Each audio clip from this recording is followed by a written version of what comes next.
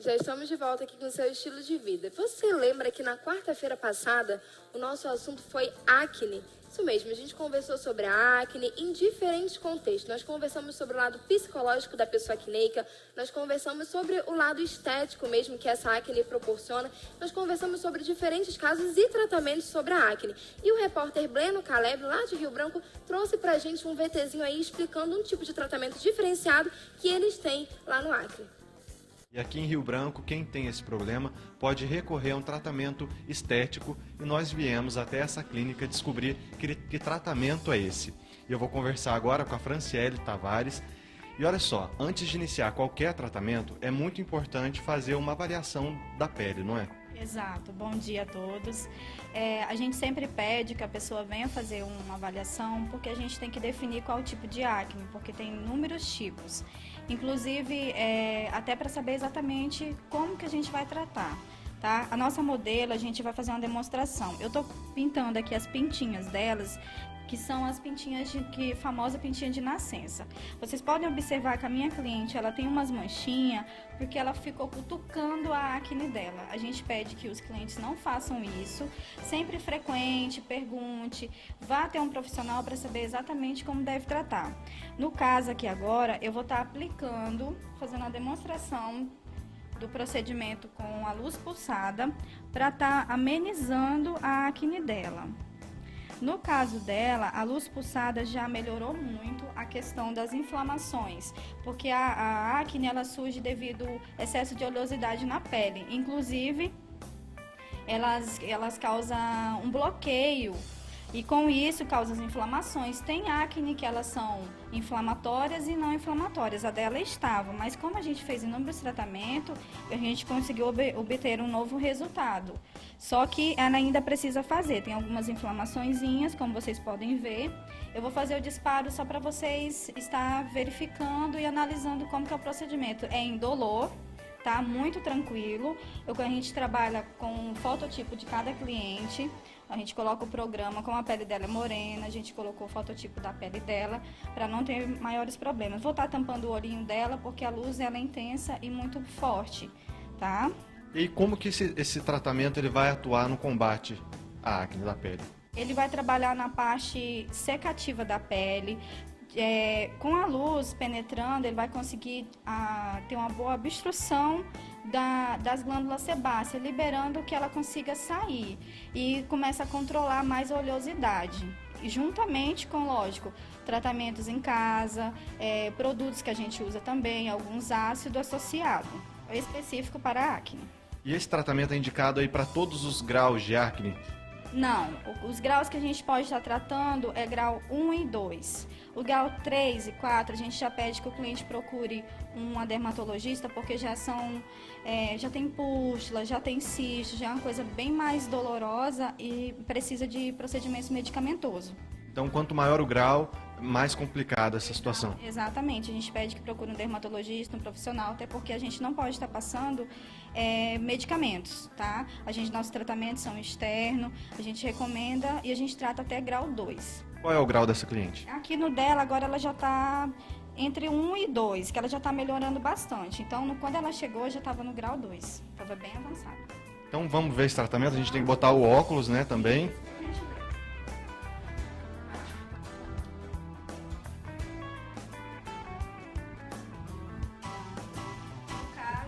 Feito 2 disparos, vertical e diagonal. Perdão. E com isso a gente consegue, fazendo 2 sequências, é o que dá o resultado, tá? Eu vou fazer só uma demonstração para vocês verem como é a intensidade da luz. Aí eu faço toda essa sequência no rosto da cliente, aí venho repassando aqui novamente. Em seguida eu vou tirar o gel e vou estar aplicando os produtos que a gente entra, que é os ácidos, outros produtos que a gente pode estar minimizando esse tratamento. Junto com esse tratamento do laser, da luz, é preciso um tratamento complementar, como por exemplo uma limpeza de pele, alguma coisa a mais? Isso, a gente pede sempre quando a cliente vem fazer esse tipo de tratamento, a gente sempre sugere que faça uma limpeza de pele antes. até porque para a gente tirar aquelas impurezas que ficam, para poder receber melhor o tratamento, tá? Para a luz poder penetrar melhor, os produtos agir melhor. E é um tratamento acessível e custo-benefício? Muito acessível. A gente está aqui disponível assim para, na hora da avaliação, a gente conversa, vê qual é a melhor maneira que pode estar trabalhando com o cliente, entendeu? A gente é muito acessível a esse aspecto. Em casa, quais são os cuidados que a pessoa pode tomar? Em casa, a gente pede que o cliente tenha uma boa alimentação, evite muitas gorduras, comidas com gordura, fritura, muito sanduíche, essas coisas assim. Enquanto você estiver nesse tratamento, a gente pede um cuidado maior. Muita água para hidratar a pele. Por quê? Porque o excesso da glândula sebácea, muitas vezes é falta de hidratação na pele.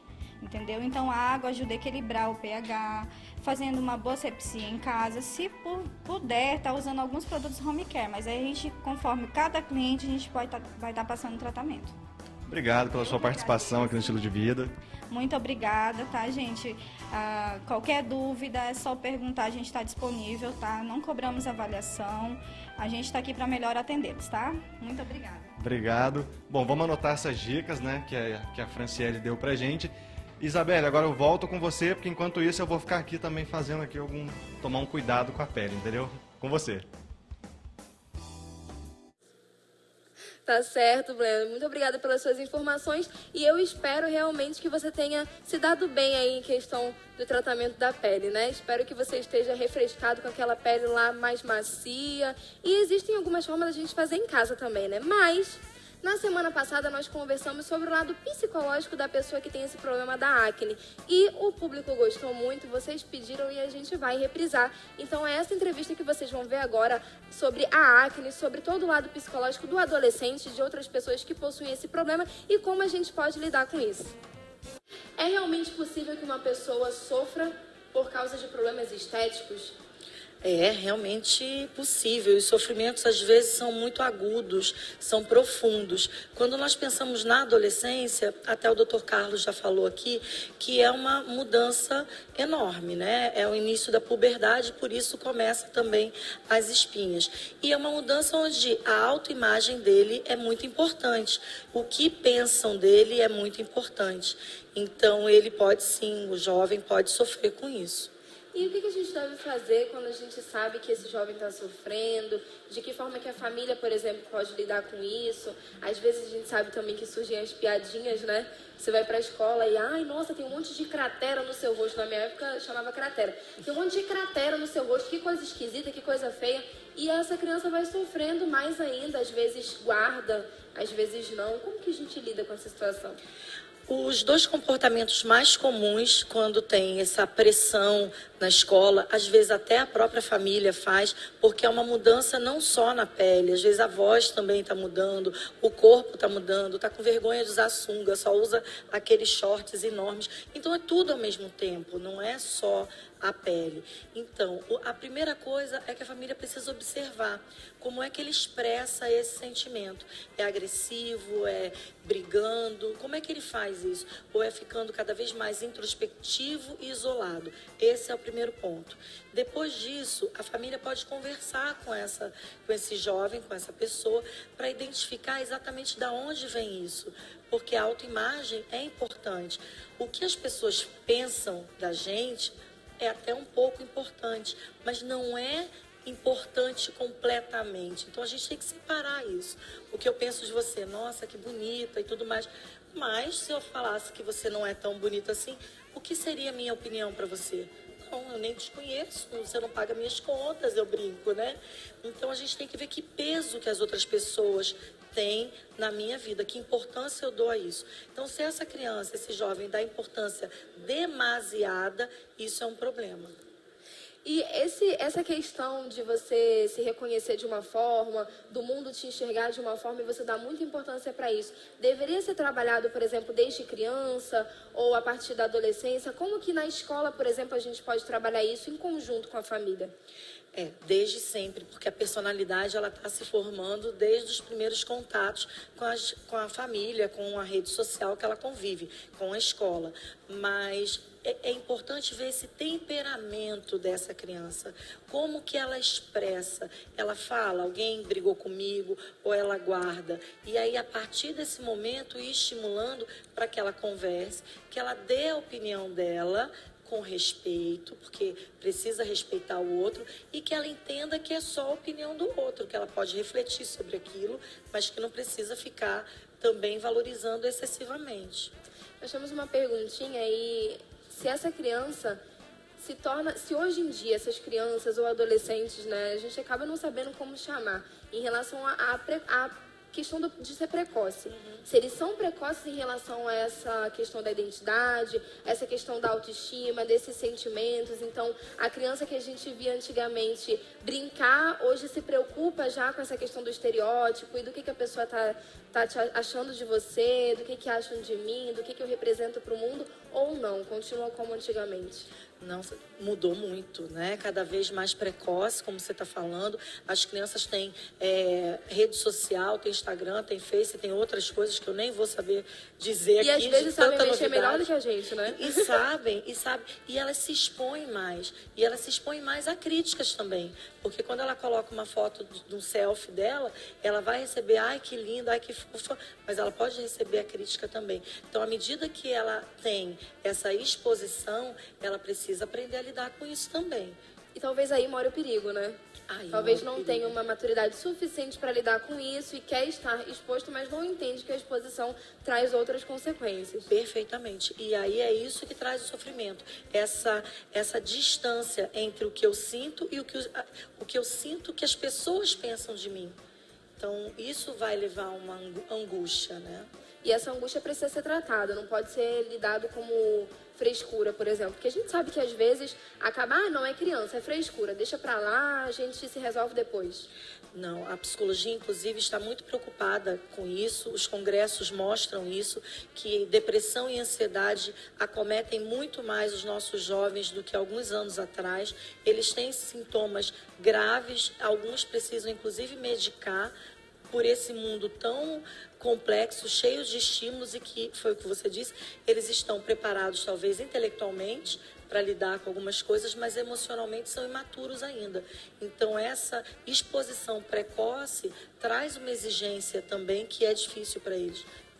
A questão dessa autoestima pode nos levar a outras consequências maiores, como, por exemplo, a depressão, outras doenças que a gente tem visto bastante comum na sociedade hoje em dia, que antigamente era até um problema, né? As pessoas até mascaravam, às vezes escondiam da sociedade porque um filho depressivo era algum motivo de vergonha e tudo mais. E hoje em dia não, a gente vê isso já mais explícito, as pessoas realmente assumindo que tem depressão e, na realidade, algumas pessoas até dizem que se tornou o mal do século, né? Até que ponto essa depressão realmente é depressão? A gente tem que tratar como tal ou tem que levar de uma forma mais leve para não levar tudo a se tornar uma patologia, né? De que forma que a gente lida com isso? A técnica que eu trabalho hoje, terapia cognitiva comportamental, uma das coisas que a gente faz é esclarecer para a pessoa, mesmo para o adolescente, o que ele está sentindo. O que ele sente? É uma tristeza, é uma angústia, é um medo? O que ele sente? Dar nome para as coisas é muito importante para ele identificar e saber combater. Sim, estão aumentando os números cada vez mais de depressão, inclusive com os jovens, e relativo à imagem. Relativo à estética, relativo ao rosto, relativo ao peso. Nós temos um número aumentado de pessoas com excesso de peso. Isso é um problema para eles também, traz um sofrimento. E o tratamento disso não é esconder. O tratamento é a psicologia, a psiquiatria, muitas vezes, é necessária. E isso e precisa orientar essa família, porque essa família não pode nem esconder e nem transformar isso também numa novidade tão grande que expõe mais a criança. Sem solução. Agradeço pela sua participação, deixo um espaço para você fazer suas considerações finais. Inclusive, ela tem um convite para fazer para a gente de algum evento que vai rolar por aí. Obrigada pelo convite, é muito bom falar sobre autoestima, trazer para esse público enorme a importância do cuidado emocional, isso é fundamental. Nós precisamos nos tornar pessoas melhores para ter felicidade, para provocar felicidade nas outras pessoas num mundo tão cruel. O convite é que nós estamos desenvolvendo um trabalho para obesos. Então, quem quiser, quem tiver interesse, o telefone é 99211 5015. Muito obrigada. Fica aí as nossas dicas em relação à acne. E uma outra dica muito valiosa também é o protetor solar, viu, gente? A gente mora numa região que tem muito sol, então não pode deixar de usar o protetor solar. Nós vamos para um breve intervalo, mas daqui a pouco a gente volta. Fica aí.